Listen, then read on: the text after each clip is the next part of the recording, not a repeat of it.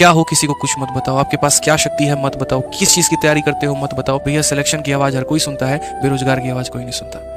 ठीक है, वो कहते हैं ना यहाँ पे कि सिर्फ तूफान उस समुद्र के लहरों में नहीं है, एक तूफान हमारे दिल में भी है। जो आग अपने अंदर लगी हुई है उसको दबा के रखो, सही समय का इंतजार करो, जब वो फटेगा तो लोगों को मेरे भाई अपना समय मत दीजिए। जो आपके पास आपका कीमती समय है उनको समझाने में, उनको बताने में। ठीक है, तो एक बड़ी प्यारी सी लाइन आप लोग को सुनाएंगे मेरे भाई की उड़ान तो भरनी ही है चाहे जितनी बार गिरना पड़े।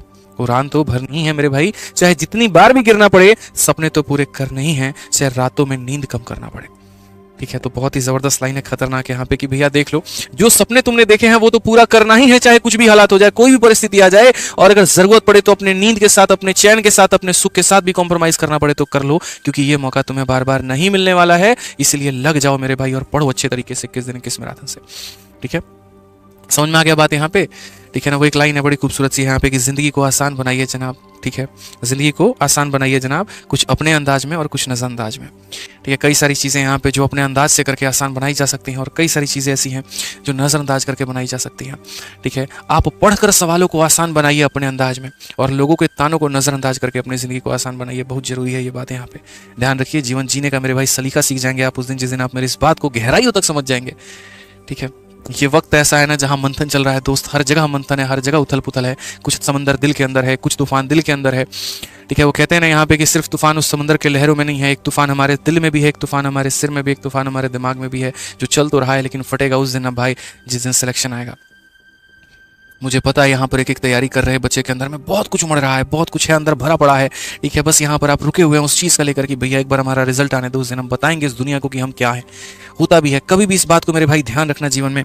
जीवन की हमेशा एक सीख देता हूँ आपको, एक सलाह देता हूँ, आप क्या हो किसी को कुछ मत बताओ, आपके पास क्या शक्ति है मत बताओ, किस चीज़ की तैयारी करते हो मत बताओ, क्या पढ़ते हो मत बताओ, क्या आपका अगला प्लान है मत बताओ, क्या पाया क्या खोया कुछ मत बताओ किसी को।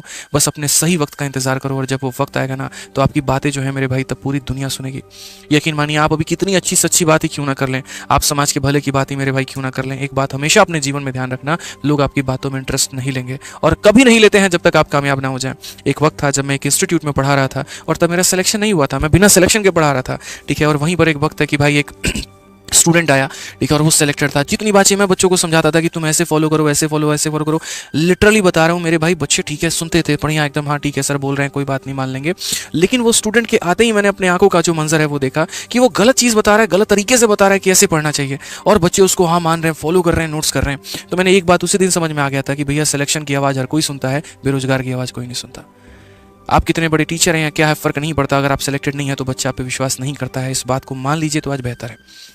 उस दिन मुझे उस सिलेक्शन की अहमियत समझ में आई कि अगर 4 बच्चों के बीच में अगर ये कहानी है तो जिस दिन तो हम पूरे भारत में पढ़ाएंगे तो क्या कहानी होगी। वो छोड़िए, पढ़ाना तो बहुत दूर की बात है, अगर हम किसी को कोई सजेशन ही देना चाहे बिना अपने कामयाबी तो क्या कोई मेरी बात सुनेगा? नहीं सुनेगा मेरे भाई।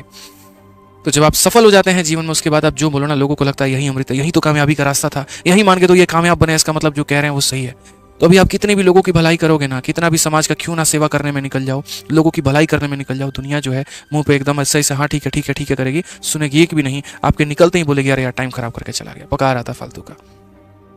ठीक है, लोगों को मेरे भाई अपना समय मत दीजिए, जो आपके पास आपका कीमती समय है उनको समझाने में, उनको बताने में, उनको सही रास्ता दिखाने में, वो समय को अपने अंदर अपने आप के लिए यूटिलाइज करिए, अपने आप को बनाने में। अपने तरफ थोड़ा ये रास्ता घुमाओ, अपने आप को बनाओ, फिर उसके बाद जो भी बोलोगे ना पूरी दुनिया बहुत शानदार तरीके से सुन रही होगी।